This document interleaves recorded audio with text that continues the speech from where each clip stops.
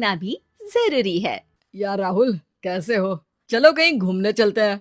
हाँ ठीक है, कहाँ चलेंगे? कहीं पहाड़ों पर? अच्छा आइडिया है। ठीक है, मैं बस की टिकट बुक करवा देता हूँ और अच्छा सा होटल भी देख लेता हूँ। ठीक है भाई, लेकिन जल्दी करो। लाइफ में इतना स्ट्रेस हो गया है कि कुछ दिन का रेस्ट तो बहुत जरूरी बन गया है। राज का शाम को फोन आता है राहुल के पास। राहुल, मैंने टिकट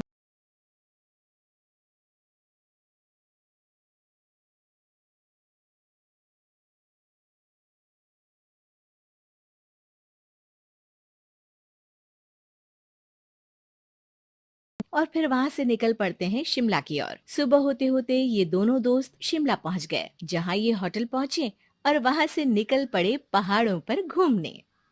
राज, यहाँ पहाड़ों पर कितना सुकून है ना। दूर दूर तक सिर्फ और सिर्फ पहाड़ ही है। और घूमने आए लोग भी यहाँ कितनी मस्ती कर रहे हैं। हाँ भाई, ये तो है। चलो कुछ खा ले।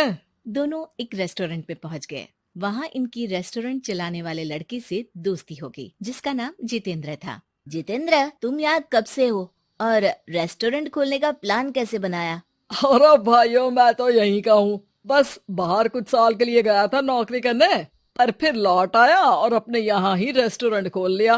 पिछले 6 साल से यहीं पर हूँ। अरे लेकिन जितेंद्र, एक बात तो बताओ, रेस्टोरेंट ही क्यों? कुछ और काम क्यों नहीं? और भैया, अपना तो ये मानना है कि आदमी दुनिया में कहीं भी हो लेकिन उसे भूख तो लगेगी ही, और इसके लिए उसे खाना तो चाहिए ही। यानी ये धंधा कभी मंदा नहीं पड़ता, इसलिए ये काम शुरू किया था। लेकिन इस काम में क्या मुनाफा भी होता है या फिर बस ऐसे ही काम चल रहा है शौकियाना तौर पर?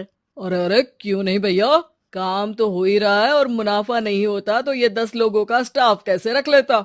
वैसे आप भी क्यों नहीं इस बिजनेस में हाथ आजमाते हो? हाँ, आइडिया तो अच्छा है, लेकिन हम लोग तो सिर्फ यहाँ घूमने आए हैं और हमारे पास इतने पैसे भी नहीं है। अरे पैसों की चिंता क्यों करते हो? सिर्फ 5 लाख रुपए लगा कर भी आप काम शुरू कर सकते हो। अच्छा, वो कैसे? अरे आप रेस्टोरेंट में मेरे पार्टनर बन जाइए। जो मुनाफा होगा वो आधा आधा बांट लेंगे। राज को ये सुनकर अच्छा तो लगा, लेकिन राहुल को इस ऑफर में कुछ दिक्कत लगी। उसने कोने में ले जाकर राज को समझाना शुरू किया।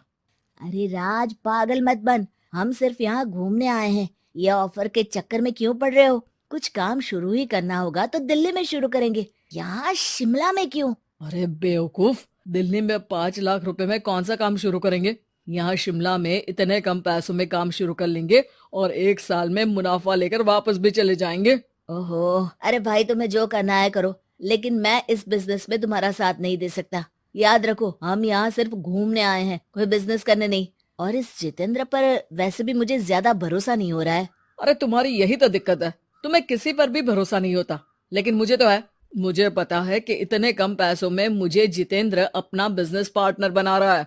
अरे लेकिन क्या गारंटी है कि पैसे लेने के बाद जितेंद्र तुम्हें बेवकूफ नहीं बनाएगा? अरे मुझे तो है, मैं कुछ नहीं जानता। मुझे सिर्फ ये पता है कि जितेंद्र मेरे बारे में ज्यादा ना जानते हुए भी मुझ पर कितना भरोसा कर रहा है। मुझे तो लग रहा है कि इसके पीछे उसकी मंशा ठीक नहीं है। बाकी तुम्हें जो ठीक लगे वो करो। मैं तो आज शाम की ही बस से वापस जा रहा हूँ। ठीक है, तुम चले जाओ, लेकिन याद रखना कि आज के बाद मुझसे कभी बात करने की कोशिश मत करना। राहुल गुस्से में वहाँ से चला जाता है। दूसरी ओर राज और जितेंद्र साथ में मिलकर काम करने लगे। राज ने अपने घर से 5 लाख रुपए ये कहकर लिए कि जल्द ही वो 2 गुने पैसे कमाकर 6 महीनों में लौटा देगा। कुछ दिनों बाद, भाई जितेंद्र, तुमने 5 लाख रुपए तो ले लिया है, लेकिन काम में बहुत तेजी नहीं दिख रही है। अरे भाई, काम में थोड़ा समय लगता है, चिंता मत करो यार। हाँ वो तो ठीक है, लेकिन मेरे पैसों का तो कुछ हिसाब दो। कहाँ लगाया तुमने? अरे बड़े आए पैसों का हिसाब मांगने वाले। वो तो शुक्र मनाओ कि इतने कम पैसों में मैंने तुम्हें काम पर रख लिया है। क्या कहा? तुमने मुझे काम पर रखा है? अरे मैं तो तुम्हारा बिजनेस पार्टनर हूँ। बड़ा आया पार्टनर बनने वाला। औकात देखिए अपनी, 5 लाख में रेस्टोरेंट खरीद लिया है क्या? ऐसा है तो मेरे पैसे वापस करो। मुझे तुम्हारे साथ काम नहीं करना है। अरे पैसे कैसे, वो सब तो काम में लग गए।